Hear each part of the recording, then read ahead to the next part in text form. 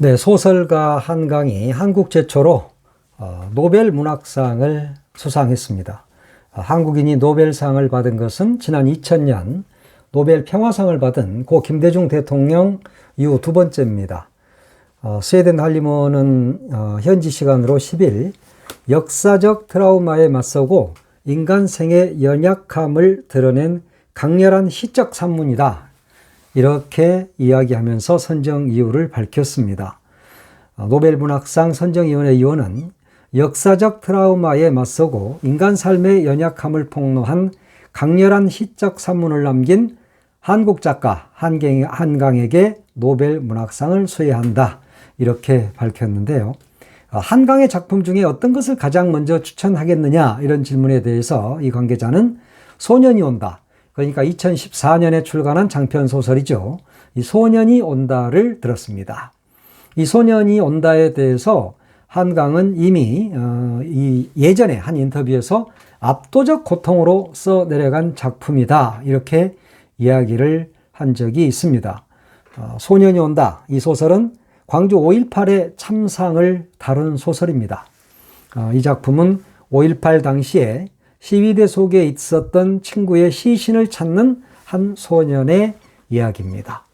폭력적인 진압을 핵심 사건으로 서사가 전개가 되지만 그 이후에 펼쳐지는 저항과 고문 등도 현장감 있게 다루어지고 있는 소설입니다. 한강 작가는 특유의 이 서정적인 문체와 밀도 있는 문장으로 현장감을 아름답게 또 절절하게 풀어냈다는 평가를 그동안에 받은 적이 있습니다. 이 소년이 온다는 5월 광주를 다룬 여러 가지 작품 중에서도 압권이다, 이런 평가를 그동안에 받아왔습니다.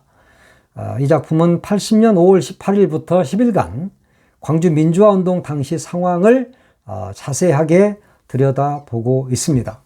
민주화운동 당시 계엄군에 맞서 싸운 중학생 동호, 그리고 그 이후에 남겨진 사람들의 고통받는 내면을 그리고 있는 작품입니다. 이 동호는 중학교 3학년에 불과합니다. 그런데 그때 친구 정대가 총격에 의해서 죽음을 맞이하게 되죠. 그러면서 도청 상무관에서 시신을 관리하는 일을 돕게 됩니다.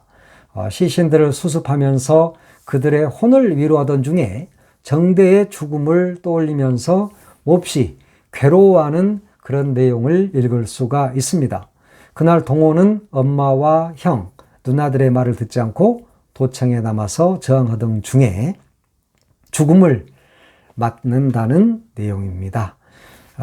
동호와 함께 상무관에서 일하던 형과 누나들은 이후에 경찰에 연행돼서 고문을 받고 살아있음을 고통으로 여기면서 삶을 이어간다는 내용이죠.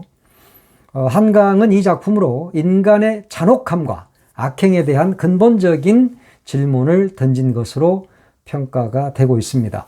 한강 작가는 이 소년이 온다, 이 작품의 모티브는 13살 때 아버지가 보여준 사진첩이 계기가 됐다, 그러면서 그 사진첩에는 80년 5월 광주에서 학살된 이들의 참혹한 모습이 담겨 있었다고 밝힌 적이 있습니다. 한강은 소년이 온다 이후에 이때부터 간직해온 인간에 대한 근원적인 질문을 세 번째 장편 채식주의자부터 탐구하기 시작했다고 합니다. 이 채식주의자로 영국의 부커상을 받았었죠. 이 부커상을 받으면서 나중에 한강은 노벨 문학상을 받을 수도 있겠다, 이런 평가를 받아왔었습니다. 이 채식주의자 역시 주인공과 남편, 형부, 언니 등 3명의 관찰자 시점으로 이야기가 이어지는 것이죠. 주인공 여자가 폭력을 거부하기 위해서 육식을 멀리하고 죽음에 이르게 된다, 이런 내용입니다. 동호 역시 소년이 온다에서도 동호 역시 마지막에 죽음을 맞게 되고 채식주의자 역시 주인공 여자가 죽음에 이르게 된다는 그런 내용들입니다. 이렇게 한강의 대표작 소년이 온다가 노벨상을 받게 되면서 5월 단체는 광주의 5월을 전 세계에 알리는 전기가 마련될 것으로 기대를 하고 있습니다. 5월 광주의 아픔과 진실을 담고 있는 이 작품이 전 세계인들에게 다시 한번 알려질 수 있다는 그런 기대감을 갖고 있습니다. 지금 5월 단체 이쪽에서는 굉장히 그 수상을 일제히 축하하는 그런 메시지를 냈습니다. 지금 국내에서 우리나라에서는 40만 부 이상 팔렸던 작품이 소년이 온다인데 영미권에서도 휴먼 액트라는 제목으로 번역이 돼서 지금 20여 개국에서 출간이 돼서 5월 광주를 전 세계에 알리고 있습니다. 한강 그러면은 한승원 소설가 한승원 선생님의 딸로 유명하죠. 처음에는 한승원의 딸 한강 이랬습니다만 나중에 부커상을 받고 이러면서 한강의 아버지 한승원 뭐 이렇게 불렸던 것 같습니다. 한승원 소설가 역시 매우 유명한 분이잖아요. 모든 상을 다 수상할 정도로 매우 유명한 분이죠. 이분 역시 아제 바라아제 그러니까 강수연 씨가 주연했던 그 불교 영화죠. 아제 바라아제를 썼던 소설가로 유명한 분입니다. 이 집안은 모두 다 사실은 이 작가 집안이에요.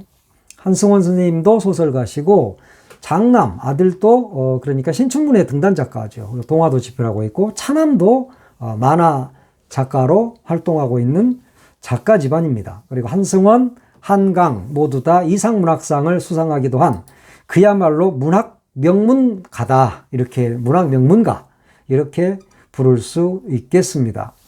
한강은 70년에 광주에서 태어났죠. 소설가, 지금은 소설가로 더 알려졌고 소설로 노벨 문학상을 받았지만 원래는 시로 등단을 했습니다. 93년도에 개간 문학과사의 겨울호에 시가 당선이 돼서 시인으로 등단을 했고 그리고 그 다음 해에 서울신문 신춘문예에서 소설가로 붉은 다시 당선이 돼서 활동을 하게 되죠. 그런데 약관의 나이 정말 그 25살밖에 안 되던 95년도에 첫 소설집 여수의 사랑이라는 첫 소설집을 낼 정도로 그 천재적인 모습을 보였습니다. 그래서 지금 노벨 문학상까지 받게 됐는데 이 한강 작가는 초기작부터 지금까지 일관되게 인간의 폭력성과 그에 따른 상처, 삶의 비극성을 집요하게 탐구해온 작가입니다. 그러면서 80년 광주민주화운동 5월 광주를 소년이 온다에서 그대로 적나라하게 보여주고 있습니다. 한강은 예전에 인터뷰에서 80년 5월 광주민주화운동이 자신의 인생을 바꿔놨다 이렇게 밝힌 적이 있습니다. 스웨덴 할리몬 측에서도 수상자를 발표하면서 소년이 온다 이 부분을 언급을 하죠. 이 소년이 온다에서 한강은 자신이 성장한 곳이고 80년 군대가 자행한 학살로 수백 명의 학생과 비무장 민간인이 살해된 광주에서 일어난 역사적 사건을 자신의 정치적 기반으로 삼았다면서 역사의 희생자들에게 목소리를 주려고 하는 이 책은 이 사건을 잔혹한 현실로 마주하고 그렇게 함으로써 증언 문학이라는 장르에 접근한다. 이렇게 이야기를 했습니다. 한강 작가가 80년 5월을 그린 소년이 온다라는 작품으로 물론 이 작품 하나만으로 받은 것은 아니죠. 뭐 채식주의자라든가 여러 개의 소설을 봤을 때 노벨 문학상이 적격이다라고 했지만 이 중에 대표작 그러니까 할리몬에서 이야기했던 것이 소년이 온다. 5월 광주를 다뤘던 소년이 온다라는 것에 주목을 했다는 점에서 이제 5월 광주 80년 5월에 대해서 세계인들이 바른 평가를 할 수 있을 것으로 전망이 되고 있습니다. 물론 독일을 비롯한 미국은 아닌가? 하여튼 전 세계는 5.18을 진정한 민주화 운동으로 보고 있습니다. 그것이 바로 이번 한강의 소설이 소년이 온다가 노벨 문학상을 받은 것으로 증명을 하고 있습니다.